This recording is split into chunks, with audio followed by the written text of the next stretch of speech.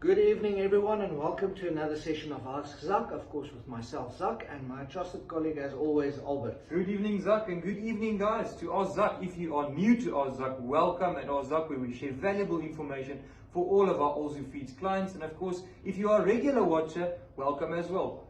All those friends and farmers out there, today we're going to share a bit more information regarding our layers and layer production, Zak. Now when it comes down to layers, of course optimal production is what you want as a farmer. So we need to know what we're aiming at, because if you know what you're aiming for, you know what you're working towards to and how to equip yourself to get to those marks or those targets. Now first of all, when we kick off with our layers, we need to know what kind of setup you have to determine what your target will be. Now if you have the battery cage setup where your chickens are stationary, they in those cages, and that's where they lay their eggs, you're looking at a target of about 95% lay rate. You're not going to get a chicken that lays an egg every day, so the best is you're looking for about 95. When you move over to the free range, of course, the environment differs quite a lot, and that of course influence their production. So with our free range chickens, we're looking at a production rate of at least 85%. Anything higher is a big bonus, but if you're at 85, you're at a good foot. So now that we know where we're aiming at, how does the feed fit in there and how can we use it? Zak, an absolutely crucial aspect, guys, is your feeding of your point of lay hens. Now, guys, when you receive this point of lay hen, which is available at any of your Alzu depots on order, either caged or free range, like Zak said earlier, know your system, know which layers to order. But guys, the important part with our LM95 is this is a 16% protein feed that will let your hen gain weight and let her start the onset of production, start laying eggs. But guys, like Zak said, expectations need to meet reality as well. These hens are not going to produce 85% or 95% overnight. They will start laying as soon as they hit their target weight. So guys, please make sure that you're feeding the correct Alzu product, which is your Alzu LM95. And of course, for your cage birds, Zak, we always want to feed mash. We don't want to feed the crumbs or the pellets, or actually just the pellets.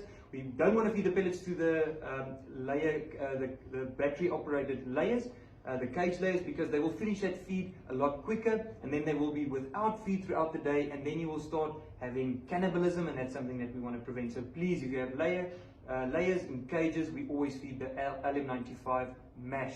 Free range, we can go with the crumbs or the pellets. Now guys, the LM95 is there to let that layer gain weight. As soon as she reaches her target weight, which could be between 1.8 and 1.9 kilograms, they will start laying.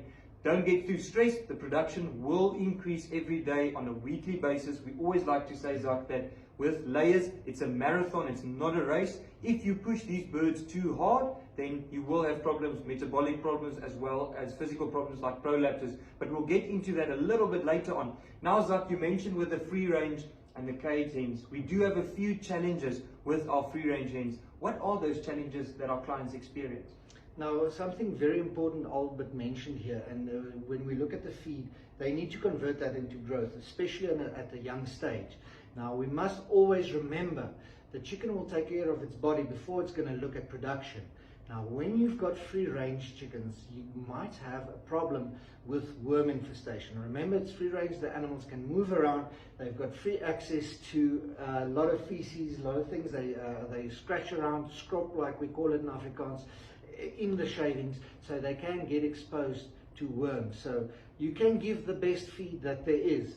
If the worms are competing in the intestines for internal resources, let's say feed that you feed them, or let's say blood or plasma that they take in from the animal, you're going to have an animal that suffers. So first of all, make sure you deworm your, well, the good thing is just to check their feces. Spend time inside your chicken coop, check the feces, see if it's running, because we've got quite a challenge with coccidiosis currently, but check the feces, see it. If you anything that's out of the norm, please contact your closest technical advisor. But it's always good to, every few months, to work in a dewormer. Now, a product that we use, of course, is piperazine. Now, piperazine you can mix into the feed or the water, and through that you deworm your chickens. That is very, very important when it comes down to you free range farmers. Now when it goes over to your battery farmers don't really struggle with that as much because their chickens don't get exposed to it as much. So your challenge is much lower there. Most definitely, Zak. And guys, something that I would like to share is that now in the field, I'm experiencing, after all these rains that we had, of course, we're seeing fowl pox, we're seeing coccidiosis, and most of all, we're also seeing some external parasites. We're seeing some mites, Zak. Now, guys, when you do have mites, just monitor your chickens. You'll see that your chickens are eating, but something is bothering them. They'll shake their head, something is bothering them, and that's not what we want. We want that hen eating her feed, being relaxed so that she has optimal production and a stress-free life. Because if she has less stress, you have more production. But guys, when it comes to mites, we've got wonderful products at the depot to help you all the way. We've got Neopredizan, which is a disinfectant. It comes in a beautiful little purple pink bottle, and that is a wonderful disinfectant. It's the only product on the market, Zak, that prevents coccidiosis, and we also use it for the treatment of coccidiosis. So usually when we start seeing that our layers have got a bit of blood in the feces, a bit of a greenish color on the feces, or totally something abnormal, then we already start delving into if there is any coccidiosis prevalent. If you've got blood in the feces, it's at a severe stage of coccidiosis. We advise to treat immediately. And what do we treat? We can go from Coliprim, which is a liquid-based, sulfur-based antibiotic that's available at your depot.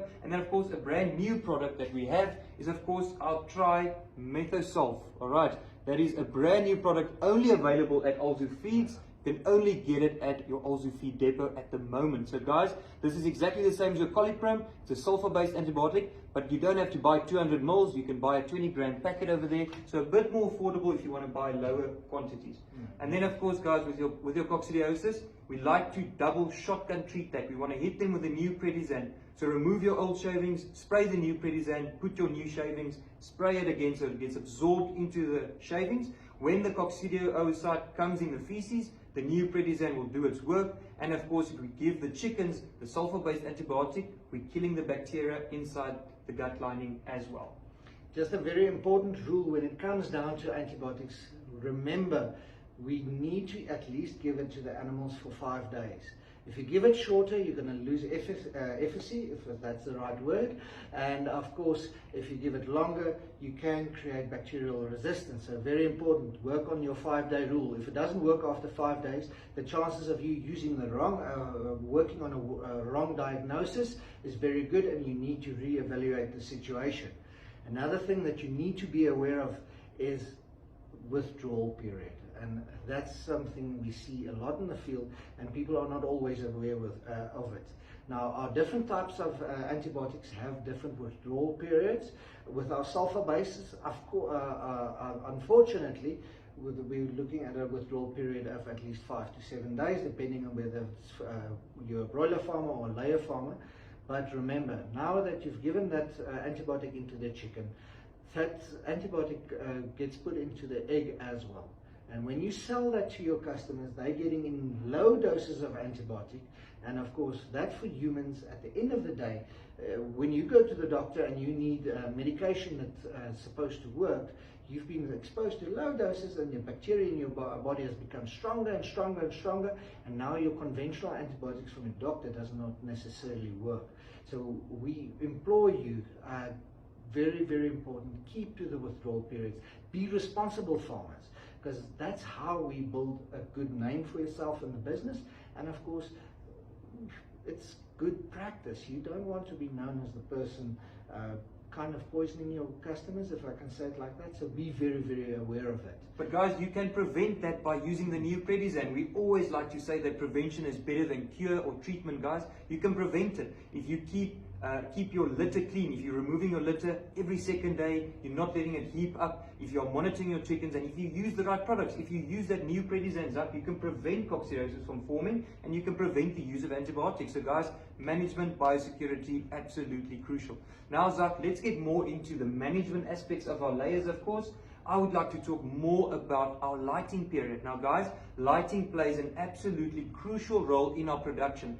Artificial lighting is there to stimulate our birds to eat. It makes them productive, makes them active, it stimulates high intake. That's what we want. We want our layers to be eating so that they get that good quality feed in, converted into an egg. Now guys, what we want to do is we don't want to give more than 17 hours of light per day. So when you do purchase your layers from Alzu, we will give you a lighting program. But just to sum it up, guys, basically you're going to start off your layers on a normal 13-hour lighting period, and at week 1, as soon as, let's say you receive them today, we're going to start off with normal daylight hours, which is roughly now about 12 to 13 hours in the summer. We're going to give them stress pack for about 3 days to make sure they're comfy in their new environment. We're going to feed them the LM95. We're going to feed them about 115 grams, 115 grams of LM95 per hen per day. And then next week we're going to start increasing the lighting with 30 minutes. We're going to start increasing it with 30 minutes until we reach a total of 17 hours. And take into account natural light, guys, please. The sun is for free, it's not reliant on Eskom, so please, you're saving money and you're increasing your productivity.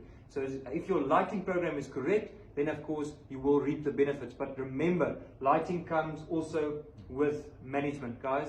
You have to have responsibility over your lighting period. If you give them too much light, then you will start seeing prolapses, where the cloaca will go inside out. As soon as you start seeing that, where you see that your birds are pecking each other on the back, immediately decrease your lighting period with 2 hours, phone your technical advisor and give those birds stress pack. I think just to add on there with Albert, of course the lighting, you've got a few ways to measure your performance of your flock. That's of course their general health, just to check that you've healthy animals. Of course your laying percentage. And another one that I just want to jump back to is when it comes down to our feed is our animals' weight. It's very, very important. Every week, if you've got, let's say you've got 100 layers, you want to weigh 10% of them so that you know where they are when it comes down to how heavy they are, because their weight determines actually their conditioning. You don't want them underweight because then they won't produce eggs, and of course if they're overweight you're going to run into quite a few other challenges. So you want to keep them at the right weight. So very important, just weekly, every week, 10% of your chickens, and don't catch the closest 10% that you can get. Make it as random as humanly possible so that you can get a good average, because that is a good way to establish whether your animals are going to produce for you or not. A lot of times we walk onto a farm, of course, and then you realize the animals aren't producing because they are underweight, and we need to get them back to that weight. And as Albert said, then we're jumping back to the LM95, because we do experience sometimes farmers, they want to start off with the LM105 because their grandpa did it, and that is detrimental for the animal. The animal will produce, and then suddenly you'll have a fall because the body needs to take care of itself. 100% correct, Zach. Now the other question is, guys, when do we switch over to our LM105? Now that is just as crucial as, like I said, mentioning the weight. So guys, what we're going to do is we usually recommend that we feed our LM95 115 grams per hen per day for about 36 to 40 weeks. But guys, it depends on your production. It all depends on your production. As soon as your production starts dipping, so what will happen is your layer hens will gain weight, their production will increase, they will start to peak. But as soon as they peak, and here at about 40 or 50 weeks, your production will start going down. It's absolutely normal. But as soon as you start seeing that drop in production, it's time to switch over to your LM105. The reason for that is your hens are at optimal production, at peak production. The LM105 is a little bit higher in calcium, and those birds need it at that time. If they need a little bit more calcium, you can just go to your Alzu depot and buy a bit of Kulugrit and add it to your feed. Feeding recommendations available at your Alzu depot or your technical advisor. But guys, that is how crucial it is to switch over to your LM105 when they are at their dip in production, or if they are at the right weight. So if you need more information about that, please give us a call so that we can just clarify on that. But it's very crucial to know that our birds need to get to that weight, reach their peak production, and as soon as their production starts dropping, we can switch over to our LM105. Now, just to progress from what Albert said, is you can give the best feed, of course, and you can give the right feed, the LM95 or the 105. But remember, a challenge that we run into, especially our free-range farmers, which we encounter a lot, is they don't put out enough feeders or enough drinkers. Now remember, your stronger animals are going to keep the weaker ones away. They're going to eat and they're going to start producing. But those weaker ones, they're either going to try and well, you can look at cannibalism. It might start there because they are hungry and they're bored. They can't get to the feed, of course, and then you run into a lot of trouble. So make sure we work on with our tube feeders a rough estimate of about 3 per 100 animals. then you know there's enough feeding space for everybody to get to, and then you can look at a uniform flock. And when you've got a uniform flock, you are looking at a uniform production rate. Exactly, guys. That's what it boils down to, is that if we have the right amount of equipment, those birds will start laying at the same time and they'll keep the uniformity. It's something that we want to strive towards. So that's a lot of information, but again, that's where we don't stop there. Albert, you guys are very busy in the field, of course. We've got quite a few Farmers' Days ahead. So if you want to find out more about the Farmers' Days, about a week beforehand, we start advertising on our Facebook page, so you can keep your eye out. Alternatively, get to know your depot manager. It's all about relationship. So get to know your depot manager so that they keep you clued up to when they are going to be, your team is going to be there, Albert, and when we give the information, because of course these information days are free of charge. You just need to attend and bring a book so that you can write everything down.